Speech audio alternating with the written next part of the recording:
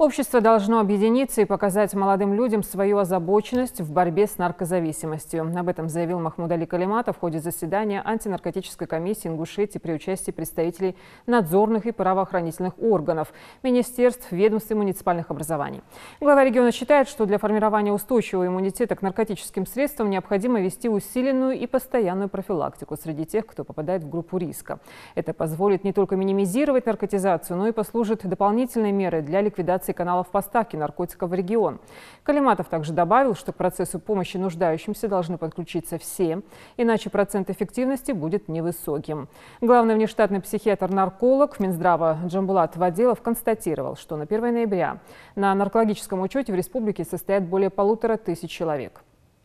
Из них на диспансерном 243, в том числе 2 подростков. По сравнению с прошлым годом количество наркопотребителей увеличилось на 18 человек. Нарколог отметил, что подавляющее большинство наркозависимых – это молодые люди в возрасте до 35 лет.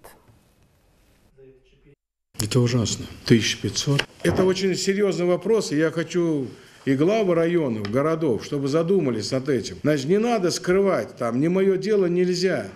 Здесь не получится, не мое дело. Все должны в этом участвовать. Это жизнь нации. Не республики только, России в целом. Потому что здоровый молодой человек, государство, семья, родители потратили на него, а он сам в 19-20 лет, значит, наркоманом стал. Горе для родителей. Это большая беда, это государственная задача. И надо к ней подходить государственно. Прокуратуру понятно, судебная система понятна.